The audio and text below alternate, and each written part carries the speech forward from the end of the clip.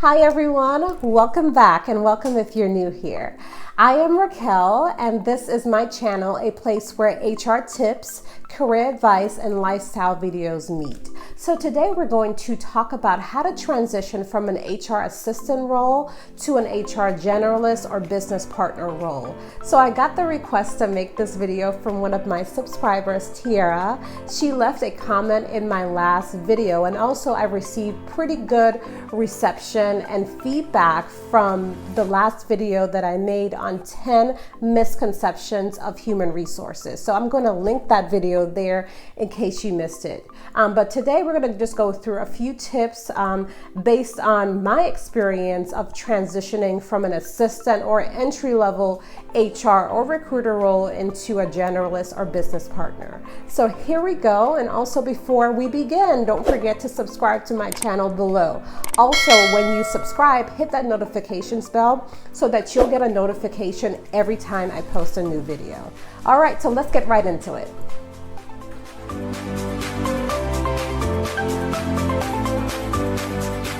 If you're watching this video now, you're probably an HR assistant or a coordinator working an entry-level job. And you're probably thinking of what skills do I need to transition to my next role as an HR generalist or HR business partner? How do I get that promotion? So my first tip would be to start thinking big picture. And but also don't forget the details of your job, of the HR job, and the things that you've picked up and the skills that you've learned as an HR assistant. When I say start thinking big picture, start thinking on a strategic level, about how the HR policies and processes affect the organization, how every move that you make affects your client group, and not just think of the day-to-day individual things. Also think of projects that you can introduce to your manager or director on ways that you can improve something in the organization.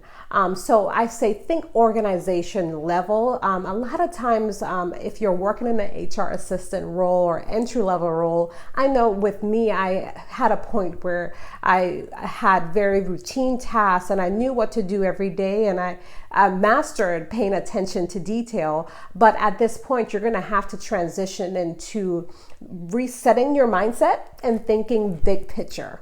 So tip 2 would be to think about what ways are you in your current role as an assistant or a coordinator, how are you bringing value to the organization?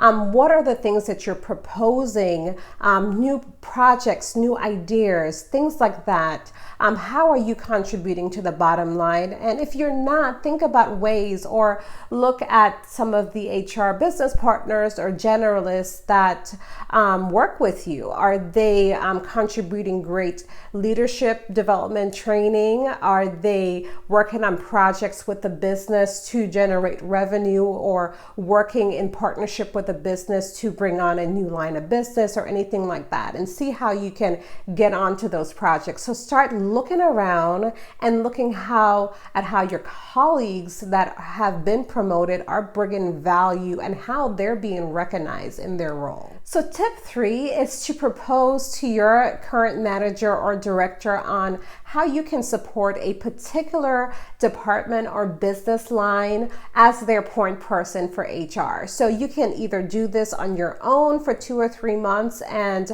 let's say that you're supporting the finance department and you're their point of contact, their main point of contact for employee relation concerns, management training, and policy interpretation. So this will be a trial period that you're doing on your own, or you can do in partnership with a current HR business partner or a generalist, where you're supporting them as they support that business as well. That way you can show your current HR management team that you can handle partnering with the business as a business partner, and you've done it for 3 months, and what were the successes, what were the things that you learned. So that's a great way to begin to show that you can transition into that generalist or business partner role. My next tip would be to look at the current projects that you're working on and see if they're aligned to the business goals and the business mission statement, the current projects that the business is working on. So let's just say that the business is working on a new recruiting tool or a new tool to get new customers, or they're opening in a new location. But as an HR assistant or coordinator, you're proposing or you're working on projects that are completely disconnected from the direction that the business is in. Maybe because you were given those projects, or maybe because you're just proposing them. But every time there's a new business move, whether that be a new business venture or a new tool that they're using, I guarantee you most of the times HR is going to be involved in that. So you want to see if you can get on those projects that are being driven by the business so that you can contribute, whether that be in training or helping your HR executives as far as organizing the people function as it pertains to that business venture or the direction that the business is going in.